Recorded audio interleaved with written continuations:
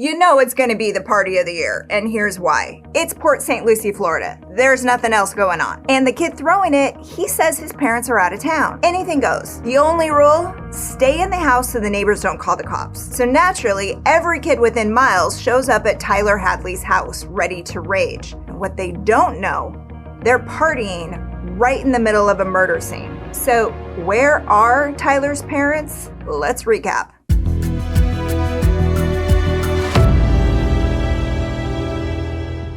On Saturday morning, July 16, 2011, Tyler Hadley is still on the fence about hosting a party that night. No one thinks he can pull it off. He's been on threat level orange parental supervision for at least a month. His parents, Mary Jo and Blake, caught him coming home drunk out of his head, so drunk he peed on a girl's bed. So mom had him involuntarily committed at a mental health facility for a few days and then in regular counseling since then. Oh, and she took his phone. So now he's Facebook only. Though it didn't come out of nowhere. Tyler's been a problem kid since he was at least 11 or 12. He's 17 now, so you know it's been a long 6 years. A lot of stuff going on with Tyler, but things are also looking up. He went to a family reunion in Georgia the week before, had a great time. Last night, he went out to dinner with mom and dad. Seems like everyone was enjoying themselves. So yeah, okay. Maybe Tyler's parents will let him throw a party. Or maybe they just won't know about it since they're going out of town. As of 11:30 this morning, he's telling friends they're leaving soon. Now the party is definitely probably on. Then at 1:15, he posts a message on Facebook. Party at my crib tonight, maybe. 7 hours later, another Facebook message pops up. Party at my house, hit me up. So, all right, it's on. Well, somewhere between 60 and 100 teenagers descend on the Hadleys' quiet neighborhood that night. It's a killer party. Literally. Around 5 o'clock that afternoon, Tyler hides his parents' cell phones so they can't call for help. He puts on some hype music and swallows 3 ecstasy pills, so he'll for sure go through with it. He goes out to the garage and he picks out a big claw hammer. His mom's at the computer desk. It's set up in the living room kind of area. He doesn't attack right away.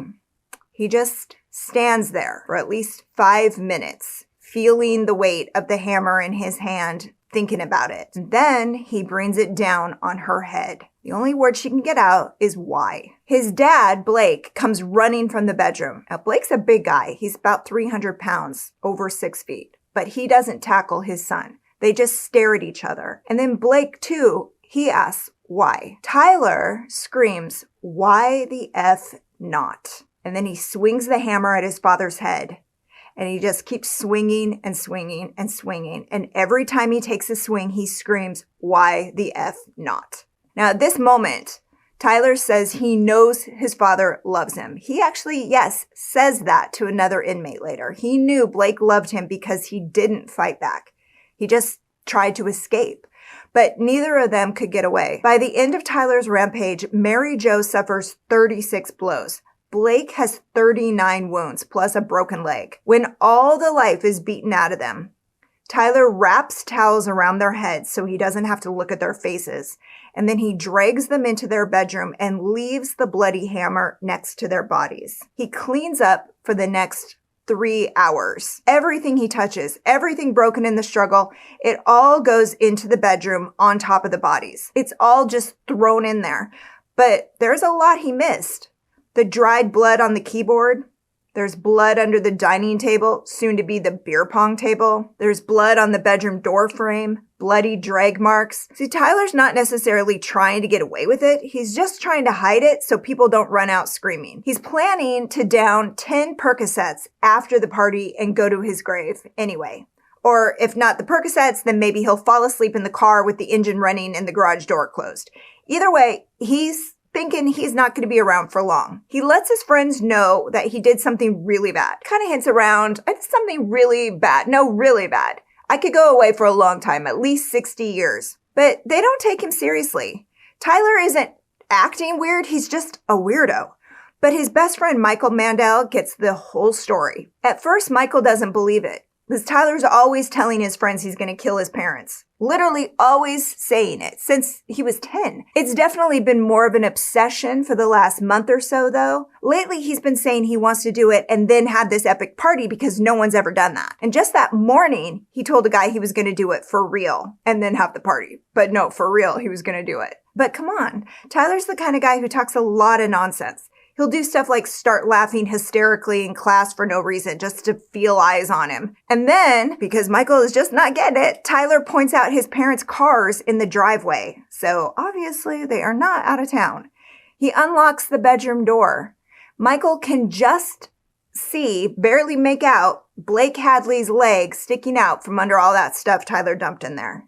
Oh, it's for real. All right. He takes a selfie with Tyler. Talk about a picture with a backstory. Michael sticks around for about an hour, but then he hides the Percocet on his way out because of what Tyler's been saying. Someone once asked Mary Jo if she was worried that Tyler might hurt her or Blake, but the only thing she was afraid of was him hurting himself. At 47 years old, Mary Jo knew a lot about kids and depression. She'd been teaching elementary school for 24 years, and she struggled with depression herself. So all she knew is you don't give up on kids. And if there was anything that she could do to save her son from the pain of depression, she did it. Tyler's been on meds for anxiety and depression since he was a kid. She also gave him human growth hormone at one point because she was afraid that he wasn't going to grow up big and strong and she didn't want him to get teased or bullied or have his self-confidence suffer. She was really just trying to look out for him, but she never stopped worrying about this poor boy. He was her second son, actually. Her older son is 6 years older than Tyler. He was living in North Carolina at the time. He moved out only 6 weeks before his little brother's killer party. Now, after college, he planned to come home and work with his dad at the power plant. 54-year-old Blake Hadley spent 30 years as a watch engineer. And it's all gone in a minute of deranged teenage rage. The party finally breaks up around 3 a.m.-ish. So it's pretty clear the last thing Tyler wants to be is alone. At 4:40 a.m., he posts another Facebook message.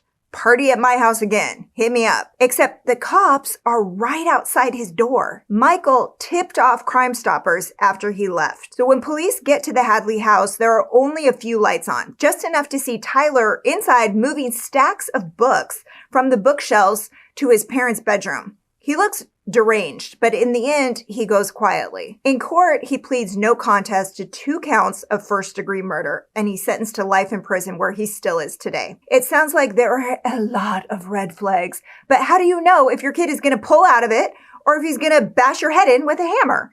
And here's a big one. If you had been at that party, do you think you would have realized something was off?